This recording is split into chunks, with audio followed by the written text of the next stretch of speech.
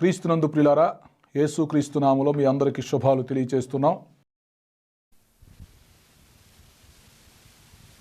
7 సంవత్సరాలు శ్రమల పాలైపోతాం. ఆ తర్వాత 7 సంవత్సరాలు దాటినాక ఒకళ్ళ హరుమగెద్దోని యుద్ధంలో మనం ఉంటే ఆ యుద్ధంలో చచ్చిపోతాం. మనల్ని పుడుచుకుంది అంటే ఈ పక్షులు. చాలా భయంకరమైన పరిస్థితులు ఉన్నాయి ప్రియులారా, గమనించాలి. ఇవన్నీ చెప్పడానికి సింపుల్ గా ఉన్నాయి కానీ వీటిలో చాలా భయంకరత్వం ఉంది. ఎత్తబడే సంఘంలో నువ్వు ఉండకపోతే, నువ్వు ఎడవబడితే 7 సంవత్సరాలు శ్రమల పాలైపోతావు. ఆ 7 సంవత్సరాలు అయిపోయిన తర్వాత హరుమగెద్దోని యుద్ధాన్ని కళ్ళారా చూస్తావు. ఆ యుద్ధంలో నువ్వు నాశనం అయిపోతావు. పక్షులు నిన్ను కడుపారా పొడుచుకుని తింటాయి. అది మొదటి ఫలితం. రెండవ ఫలితం ఏంటంటే, పక్షులు కడుపారా ప్రేమ విందు తిని ఆనందంతో లేచి వెళ్ళిపోతాయి. ఆ తర్వాత ఏం చేస్తారంటే, యేసుక్రీస్తు వారు ఈ అంత్యక్రీస్తుని అతనికి సపోర్ట్ చేసినటువంటి మరొక వ్యక్తి ఉన్నాడు. అతని పేరు అబద్ధ ప్రవక్త. వీరిద్దరిని ప్రకటన గ్రంథంలో క్రూర మృగాలు అన్నాడు. ప్రకటన గ్రంథం 13వ అధ్యాయంలో వీరి వివరాలు ఉన్నాయి. అంత్యక్రీస్తుని ఏమన్నా సముద్రంలో నుంచి బయటకు వచ్చిన క్రూర మృగం అన్నాడు. అబద్ధ ప్రవక్తనేమన్నా భూమి మీద నుండి క్రూర మృగం అన్నాడు. వీరిద్దరు అన్నమాట. అంత్యక్రీస్తు పరిపాలిస్తా ఉంటే అబద్ధ ప్రవక్త అతనికి సపోర్ట్ చేస్తాడు. కాబట్టి ఇప్పుడు హరుమగెద్దోని యుద్ధంలో జరిగే రెండో ఫలితం ఏంటంటే, ఆ అంత్యక్రీస్తుని అబద్ధ ప్రవక్తను చంపకుండా సజీవులుగా పట్టుకొని శరీరంతోనే వారిని అగ్నిగుండంలో పడేస్తాడు. సో మొట్టమొదటగా అగ్నిగుండంలో పడేది ఎవరంటే అంత్యక్రీస్తు, అబద్ధ ప్రవక్త. జనరల్గా అగ్నిగుండంలో పడాలంటే ముందు చనిపోయి మరలా లేచి ఆ తర్వాత తీర్పులో నిలబడి అప్పుడు పడతారు. అయితే ఇప్పుడు యుద్ధంలో జరిగిన పరిస్థితి ఏంటంటే, ఒకటేమో ఆన్ ద స్పాట్ లో ఉన్న శత్రువులు మొత్తం దహించబడ్డారు, చంపివేయబడ్డారు. వారి మాంసాన్ని పక్షులు కడుపారా తినేసినాయి. రెండవది ఏం చేస్తున్నారంటే, ఇప్పుడు ప్రభువైన యేసుక్రీస్తు వారు ఈ అంత్యక్రీస్తుని అబద్ధ ప్రవక్తని సజీవులుగా పట్టుకున్నాడు. శరీరంతోనే వారిని అగ్నిగుండంలో పడేశాడు అన్నమాట. వారి ఆత్మలతో కాదు, లేకపోతే చచ్చిపోయి మళ్ళీ లేచినాక తీర్పు తీర్చి కాదు, ఉన్న పాటునే శరీరాలతో అగ్నిగుండంలో పడేశారు. యుగయుగాలు వారు అగ్నిగుండంలో మండుతూ ఉంటారు. అది రెండవ ఫలితం. అంత్యక్రీస్తు, అబద్ధ ప్రవక్త అగ్నిగుండంలో పడవేయబడుట.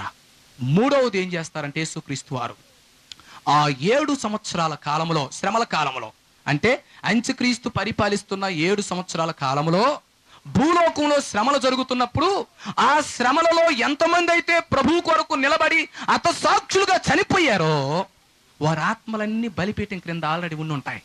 వారు బలిపీఠం క్రింద ఉండి వారు మొరపెడతా ఉంటారు, నాదా మా రక్తాన్ని చిందించారు భూలోకంలో ప్రజలు, మమ్మలను నీ పేరట నిలువున చంపారు.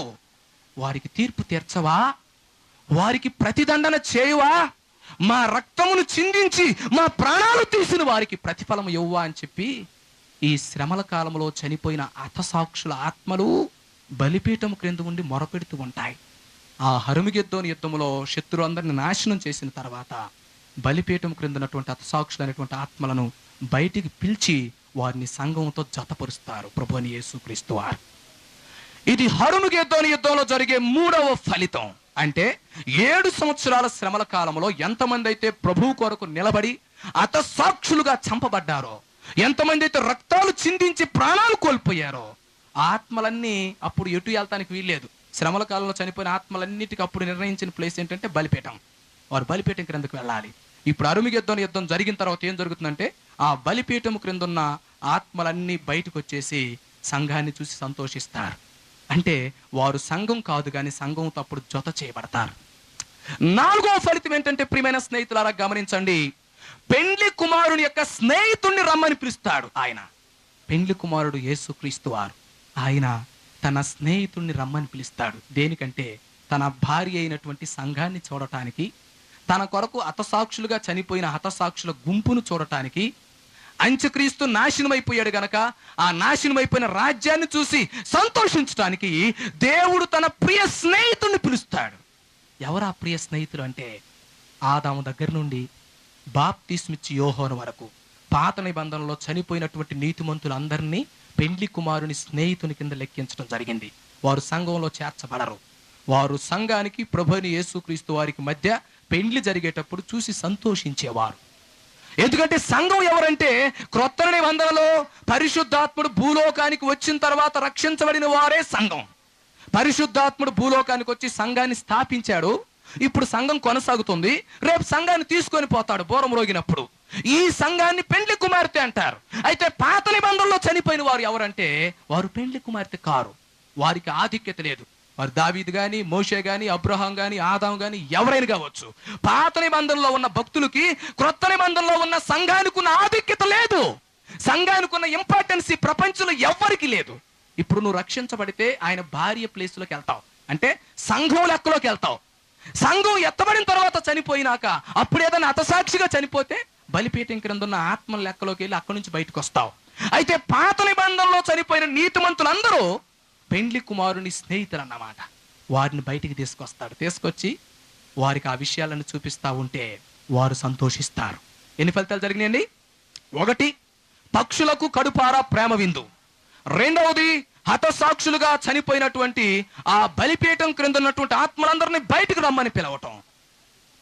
ఆ తర్వాత అంత్యక్రీస్తుని, అబద్ధ ప్రవక్తని సజీవులుగా శరీరంతో పట్టుకుని అగ్నిగుణంలో పడేయటం. 4వది, పెండ్లి కుమారుని స్నేహితులు అనగా పాత నిబంధనలో నీతిమంతులుగా ఉండి చనిపోయిన వారందరినీ లేపి తన స్నేహితుల వరుసలో పెట్టుకుంటారు. ఆ స్నేహితుల వరుసలో ముఖ్యమైన వ్యక్తి ఎవరంటే బాప్తిస్మిచ్చి యోహాను. అందుకని బాప్తిస్మిచ్చి యోహాను తన గురించి తాను పెండ్లి కుమారుని స్నేహితునిగా అభివర్ణించుకుంటాడు. ఇది 4వ ఫలితం. 5వ ఫలితం ఏం జరుగుతుందంటే, ఆ శ్రమల కాలములో ఇశ్రాయేలు ప్రజలు చాలా మంది మిగిలిపోతారని చెప్పుకున్నాం కదా. ఆ ఇశ్రాయేలు ప్రజలందరూ సజీవులుగా ఉండగా యెహోషువపాతులో లోయలో దాక్కున్నటువంటి ఇశ్రాయేలు ప్రజలు మొత్తాన్ని బయటికి పిలిచి రండి అని చెప్పి వారిని కూడా సంఘంలో కలుపుకుంటాడు. 5వది, శ్రమల కాలంలో అంత్యక్రీస్తు చేత తరిమి వేయబడి పారిపోవచ్చు, ప్రాణాపాయముతో భయపడుతూ ఉండి ఆ తర్వాత యెహోషువపాతు లోయలో దాక్కుని ఉన్నటువంటి ఇశ్రాయేలు ప్రజలను బయటికి తీసుకొచ్చి వారిని కూడా తనలో కలుపుకుంటాడు. 5వది. 6వది ఏం జరుగుతుందో, వాళ్ళు రక్షణ పొందకపోయినా ఆ టైంలో ఇశ్రాయేలీలను అంత్యక్రీస్తు బాధ పెడతా ఉంటే, ఇశ్రాయేలీలను అంత్యక్రీస్తు చంపుతూ ఉంటే కొంతమంది అన్యజనులైనటువంటి వారు సామాన్యమైన సింపతి, జాలితో ఇశ్రాయేలు ప్రజలను కాపాడతారు. దాని గురించి మత్తయి సువార్తలో 25వ అధ్యాయంలో సూచించబడింది, గొర్రెలు మేకలు అని. మనం ఏమనుకుంటామంటే గొర్రెలు అంటే పరిశుద్ధులు, మేకలు అంటే పాపులు, రేపు ఆయన గొర్రెలు మేకలను వేరు చేస్తానన్నాడని చెప్పి మన పాస్టర్లు ప్రసంగం చేస్తారు. దాని సందర్భం అది కానే కాదు. ఆ గొర్రెలు మేకలు ఎప్పుడు సంబంధించాలంటే అరుమిగెద్దోని యుద్ధం తర్వాత జరిగే పరిణామం. అంటే శ్రమల కాలంలో ఇశ్రాయేలు ప్రజలకు ఎవరెవరైతే సహాయం చేశారో వారిని గొర్రెలు అని పిలిచాడు. అంతేగాని అక్కడ సంఘం లేదు. అసలు సంఘానికి సంబంధించిన సంగతే కాదు అది మనకు సంబంధించిన సంగతి కాదు. శ్రమల కాలంలో ఇశ్రాయేలు ప్రజలకు ఎవరైతే సహకరించారో వారిని చూసి, నా కుడివైపు ఉన్న వారులారా, నా తండ్రి చేత ఆశీర్వదించబడిన వారులారా, మీరు కూడా రండి. ఎందుకంటే నా సహోదరులు, అల్పులైనటువంటి నా సహోదరులకు మీరు సహాయం చేశారు. వారు దప్పికకొని ఉన్నప్పుడు మీరు వారికి దాహం ఇచ్చారు. వారి ఆకలికొని ఉన్నప్పుడు మీరు వారికి భోజనం పెట్టారు. వారికి బట్టలు లేకుండా దిగంబరులుగా ఉన్నప్పుడు మీరు వస్త్రాలు ఇచ్చారు. వారు హాస్పిటల్లో రోగులుగా ఉన్నప్పుడు మీరు పరామర్శించారు. వారు జైల్లో ఉన్నప్పుడు మీరు వారిని చూడటానికి వెళ్ళారు. కనుక మీరు ఆశీర్వదించబడిన వారు, మీరు కూడా రండి అని పిలుస్తూ ఉంటే ఆ అన్యజనులు తత్తరపోతారన్నమాట. ఎందుకంటే వాళ్ళు రక్షణ పొందినోళ్ళు కాదుగా. వాళ్ళు రక్షణ పొందినోళ్ళు కాదు, క్రైస్తవులు కాదు, ఇశ్రాయేలీలు కాదు. కాబట్టి ఇప్పుడు వాళ్ళు ఏమంటారంటే, ప్రభువా, అసలు మేము ఉట్టి పనికి మాలినోళ్ళం అయితేవే, అసలు నువ్వెవరో మాకు తెలియదు, నిన్ను మేము నమ్ముకోలేదు, నీకు మేము సహాయం చేయలేదు, నువ్వెప్పుడు వచ్చావు మా ఇంటికి, నీకెప్పుడు మేము సహాయం చేసాం అంటారు ఆ శ్రమల కాలంలో కొంతమంది అన్ని జనులు. అప్పుడు వారితో యేసు ప్రభు అంటారు, అల్పులైన నా సహోదరులలో ఒకనికి చేస్తే నాకు చేసినట్టే. నా సంఘాన్ని నేను పైకి తీసుకొని పోయినప్పుడు నా స్వజనులైనటువంటి ఇశ్రాయేలులు బుద్ధి లేకుండా ఇక్కడే ఉండిపోయారు. అంత్యక్రీస్తు వారిని బాధ పెడతా ఉన్నారు. అప్పుడు అంత్యక్రీస్తు చేతుల్లో నా బిడ్డలు చావకుండా మీరు వారికి హెల్ప్ చేశారు కనుక మీరు రండి. అదే గొర్రెలు మేకలు అంటే నా తండ్రి చేత శపించబడిన వాళ్ళు. అంటే శ్రమల కాలంలో ఇశ్రాయేలు ప్రజలకు సపోర్ట్ చేయకుండా అంత్యక్రీస్తుకు సపోర్ట్ చేసి, అంత్యక్రీస్తుతో పాటు కోఆపరేట్ చేసి ఎవరెవరైతే ఇశ్రాయేలీలను బాధ పెట్టారో వారిని మేకలు అని పిలిచాడు. నా తండ్రి చేత శపించబడిన వాళ్ళారా, పొండి. నేను దప్పికొని ఉంటే మీరు నాకు దాహం ఇచ్చారా, ఒక్క గ్లాసు నీళ్ళు ఇచ్చారా? నేను ఆకలితో అలుబుట్టిస్తూ ఉంటే ఒక్క పూట భోజనం పెట్టారా, దౌర్భాగ్యులారా? నేను బట్టలు లేకుండా దిగంబరుగా అడవుల్లో తిరుగుతూ ఉంటే మీరు కనీసం వస్త్రమైన ఇచ్చారా అని అడిగితే వీళ్ళు అంటారు, ప్రభువా, అన్యాయం అన్యాయం, నువ్వు చెప్పేది అబద్ధం, నువ్వు ఎప్పుడు వచ్చావు, నిజంగా నువ్వు వచ్చావా, నువ్వు వస్తే మేము సహాయం చేసేవాళ్ళం కదా. అంటే శ్రమల కాలంలో నా ప్రజలు ఇబ్బంది పడుతున్నప్పుడు వారిని చూసి మీరు హేళన చేశారు కదా, అంత్యక్రీస్తుతో కలిసి మీరు కూడా హింసించారు కదా నా ప్రజల్ని, మేకలారా పొండి అని చెప్తాడు.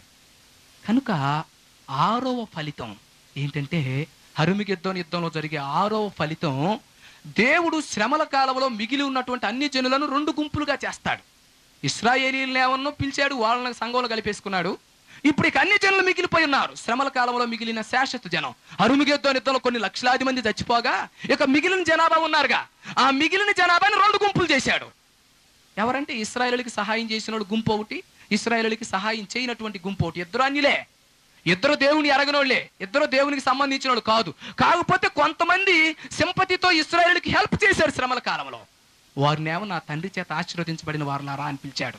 ఇశ్రాయేలును దూషించి వారిని హింసించిన వారినేమో నా తండ్రి చేత శపించబడిన వారులారా అని పంపించాడు.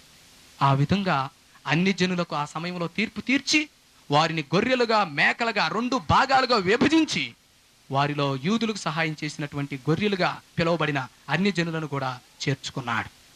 7వది ఏం చేశారంటే, ప్రియమైన వారులారా జాగ్రత్తగా వినాలి. హరుమిగెద్దోను యుద్ధంలో జరిగే 7వ ఫలితం ఏంటంటే, పడద్రోయబడిన దేవదూతలు ఉన్నారు. వాళ్ళు కొన్ని కోట్ల సంఖ్యలో ఉన్నారు. లూసిఫర్ పరలోకంలో దేవునితో తిరుగుబాటు చేసినప్పుడు, దేవునిపై తిరుగుబాటు చేసినప్పుడు పరలోకములో ఉన్న దేవదూతల్లో 1/3 వంతు లూసిఫర్కి సపోర్ట్ చేశారు. ఇంతమంది అని లేదు కానీ 1/3 వంతు. పరలోకంలో ఉన్న దేవదూతల్లో 2 వంతులు దేవుని పక్షంగా ఉన్నారు, 1 వంతు లూసిఫర్ పక్షంగా వచ్చారు. అప్పుడు ఆ యుద్ధంలో లూసిఫర్ ఓడిపోయాడు, అతను పడద్రోయబడ్డాడు. అతనితో పాటు అతను అనుచరులైనటువంటి దేవదూతలు కూడా పడద్రోయబడ్డారు. వారిని ఏం చేశాడంటే, దేవుడు బంధించుంటాడు. ఈ హరుమిగెద్దోను యుద్ధం అయిపోయిన తర్వాత ఈ బంధించబడినటువంటి కోట్లాది మంది దేవదూతలు మొత్తం బయటికి పిలుస్తాడు. ఎప్పుడు? సృష్టికి ముందు లూసిఫర్తో పాటు పడద్రోయబడి బంధించబడినటువంటి కోట్లాది మంది దేవదూతల్ని ఈ సమయంలో బయటికి రమ్మని పిలుస్తాడన్నమాట. ఇప్పుడు ప్రస్తుతానికి వాళ్ళు బంధించబడి ఉన్నారు. వాళ్ళు బంధించబడినటువంటి పాతాళం అనేటువంటి స్థలాన్ని ఒకళ్ళు షియోలు అంటే అర్థం ఏంటని అడిగాడు. షియోలు అంటే పాతాళం.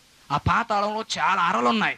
అందులో ఒక అర ఏంటంటే, బంధించబడిన దేవదూతలు కూడా అక్కడ ఉన్నారు. ఆ అరలో, పాతాళంలో ఉన్నటువంటి అరల్లో అదొక అర. ఆ బంధించబడినటువంటి దేవదూతలు మొత్తాన్ని పిలిస్తే కోట్ల సంఖ్యలో వాళ్ళు బయటకు వస్తారు.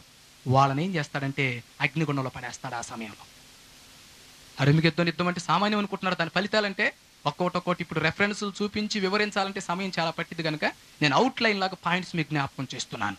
కనుక ఇక్కడ జరుగుతున్న మరొక ఫలితం ఏంటంటే, పడద్రోయబడిన దేవదూతలు, శాపగ్రస్తులైనటువంటి దేవదూతలు ఆదాము కంటే ముందే పడద్రోయబడి అప్పటి నుంచి ఇప్పటి వరకు రేపు హరుమిగెద్దోను యుద్ధం వరకు వాళ్ళు బంధించబడే ఉంటారు ఆ స్థలంలో. ఆ బంధించబడిన దేవదూతలు విడిపించబడి వారి మొత్తాన్ని అగ్నిగుండంలో పడేస్తాడు. ఎన్నైనా అప్పటికి 7 అయినాయి కదా. 8వ ఫలితం ఏంటంటే, చివరిగా ఈ ప్రపంచం మొత్తాన్ని నాశనం చేస్తూ, మోసం చేస్తూ, పాపం చేయటానికి ప్రేరేపిస్తున్నాడే సాతాను, ఆ సాతాన్ని పట్టుకుంటాడు. ఆ సాతాన్ని పట్టుకొని ఇనప సంఖ్యలతో దాన్ని బంధించి పాతాళంలో మరొక అరలో కటిక బిళాలంలో దాన్ని పడేసి అది బయటికి రాకుండా 1000 సంవత్సరాల వరకు ముద్ర వేస్తాడు. అంటే సాతాన్ని అప్పుడే నరకానికి పంపడం. చాలా జాగ్రత్తగా గమనించాలి. ఇక్కడ అంత్యక్రీస్తు నరకానికి వెళ్ళాడు, అబద్ధ ప్రవక్త నరకానికి వెళ్ళాడు. ఆ తర్వాత బంధించబడిన దేవదూతలు మొత్తం విడుదల పొంది వారు కూడా అగ్నిగుండానికి వెళ్ళారు. కానీ సాతానుకి ఇక్కడ అగ్నిగుండంలో పడలా.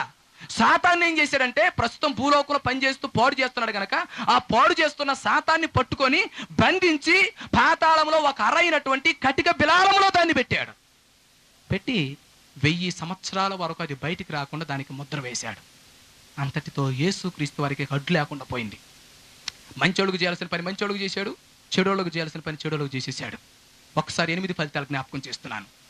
శత్రువులు, చచ్చిపోయిన శత్రువులు మొత్తాన్ని పక్షులు పిలిచి కడుపార ప్రేమ విందు చేపించాడు. శత్రువుల పని అయిపోయింది.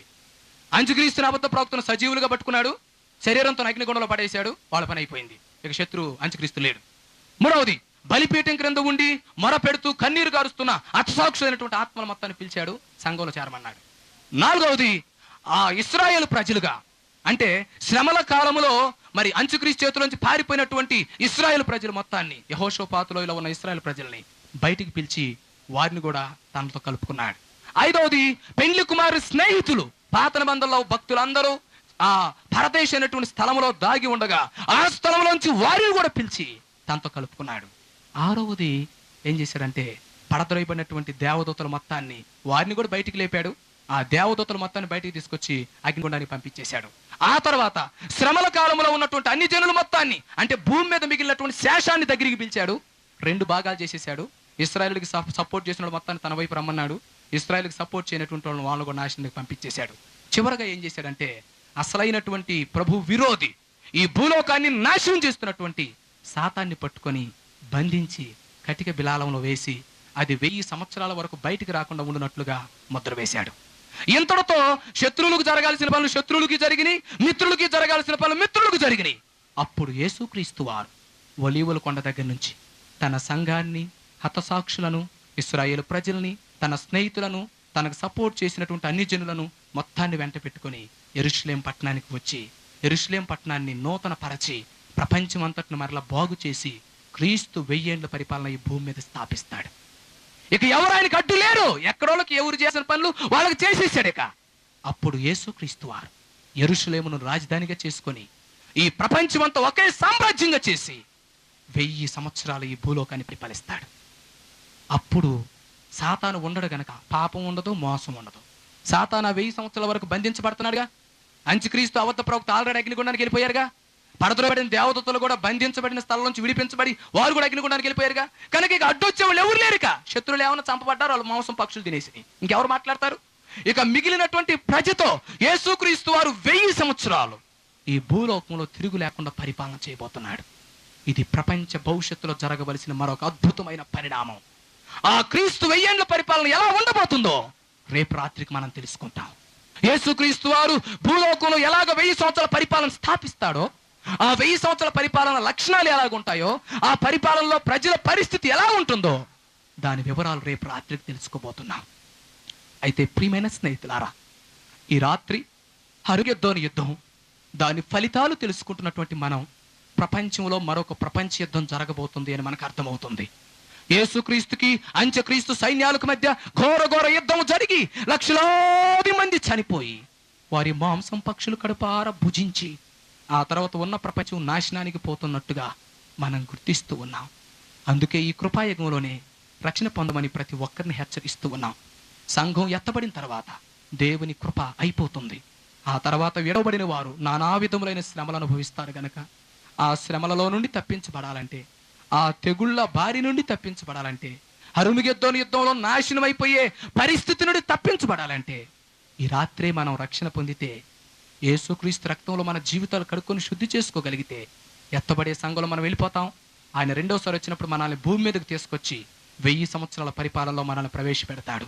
కనుక ప్రియమైన స్నేహితులారా, ఎత్తబడే సంఘంలో ఉండాలని కోరుకుంటున్నారా? 1000 సంవత్సరాల పరిపాలనలో ఉండాలని కోరుకుంటున్నారా? ఆ తర్వాత పరలోక రాజ్యానికి వెళ్ళాలని ఆశపడుతున్నారా? అలాంటి ఆశ మీకుంటే ఉచితంగా ప్రభు మీకు రక్షణిస్తున్నాడు గనక ఈ రాత్రి వేళ మీరు రక్షణ పొందాలని ప్రేమతో మనవి చేస్తున్నాను. ఈ రాత్రి వేళ యేసు నాకు కావాలి, నేను రక్షణ పొందాలనుకుంటున్నాను, నా పాపాలు దేవుని ఎదుట క్షమాపణ కోరాలని కోరుకుంటున్నాను అని మీరు ఆశించినట్లయితే ఈ రాత్రి మీ చేతులు చూయించండి. మీకోసం ప్రార్థన చేస్తాం. మీకు కొన్ని పత్రికలు అందిస్తారు. అందులో మీ అడ్రస్ రాసి వారికి ఇస్తే తప్పక మీకోసం ప్రార్థన చేస్తారు, మీ గృహాలు దర్శిస్తారు. అందరూ తల్ల వంచండి, ప్రార్థన చేసుకుందాం. ఎక్కడో అక్కడ తల్ల వంచండి, ప్రార్థన చేసుకుందాం. ప్రార్థన చేస్తూ ఉండగా ఈ రాత్రి వేళ ప్రభు నాకు కావాలనుకున్న వారు మీ చేయి చూపించండి. ఎవరో మధ్యలో డిస్టర్బెన్స్ కలిగించవద్దు. ముగిస్తున్నా. అందరూ అలాగే ప్రార్థనలో ఉండండి. ఈ రాత్రి నూతనంగా రక్షణ పొందాలనుకుంటున్న వారు, హరుమగెద్దోను యుద్ధం దాని ఫలితాలు తెలుసుకున్న తర్వాత ఈ ప్రపంచ నాశనం నుండి బయటపడాలనుకుంటున్న వారు ఈ రాత్రి మీ హస్తాలు చూపించండి. మీకు పత్రికలు ఇస్తారు, మీకోసం ప్రార్థన చేస్తాం. నిర్ణయం తీసుకోండి పిల్లరా. ఈ రాత్రి వేళ ఈ మంచి అవకాశాన్ని పోగొట్టుకోవద్దు. దేవుడు చూస్తూ ఊరుకుంటున్నాడు అనుకోవద్దు. హరుమగెద్దోను యుద్ధములు ఆయన చేయవలసిన ఫలితాలన్నీ ఆయనకు ముందే తెలుసు కనుక ఆయన మౌనంగా ఉన్నాయి. అందుకే ఈ రాత్రి వాటిని నేను క్లుప్తంగా మీకు తెలియజేశాను. హరుమగెద్దోను యుద్ధంలో ఎవరెవరిని ఏ విధంగా చేయాలో, ఎవరెవరిని ఏ ఏ స్థలాలకు పంపాలో, ఎవరెవరికి ఏ ఏ తీర్పులు తీర్చాలో ఆయన బాగుగా ఎరిగిన వాడు. ఆయన చేట ఆయన చేతుల్లో ఉంది అని బైబిల్లో ఉంది. అందుకే ఆ నాశనం నుండి తప్పించుకోవటానికి మనం ఇప్పుడే రక్షణ పొంది ఎత్తబడే సంఘంలోకి వెళ్ళటం మంచిది. ప్రార్థన చేసుకుందాం.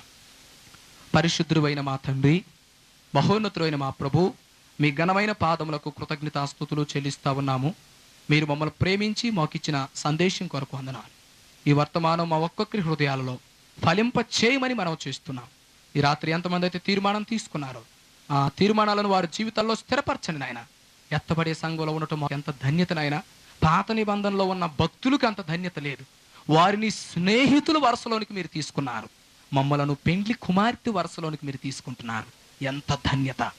ఈ కృపాయుగములో రక్షణ పొందటం ఎంత ధన్యత నాయన. ప్రభువా, కడబోరం రోగుగానే ఈ హరుమగెద్దోను యుద్ధం జరగటానికి ప్రారంభ సూచనలు జరుగుతాయి నాయన. 7వ దూత ఎప్పుడైతే తన బోర ఊదుతుందో వెంటనే మీరు సంఘాన్ని వెంట పెట్టుకుని దిగొస్తారు నాయన. మీరు దిగొచ్చి హరుమగెద్దోను యుద్ధం చేసి 1000 సంవత్సరాల పరిపాలన ఈ భూలోకంలో స్థాపించబోతున్నారు. అందును బట్టి మిమ్మల్ని స్తుతిస్తూ ఉన్నాం. ఈ రాత్రి ఇక్కడున్న ఒక్కొక్కరిని మీ ప్రేమ ప్రణాళికలో జ్ఞాపకం చేసుకోండి. ఈ కూడిక ఘనంగా జరిగించినందుకు మనం స్తుతిస్తూ యేసు పరిశుద్ధ నామమున అడుగుచూ ఉన్నాను తండ్రి, ఆమేన్.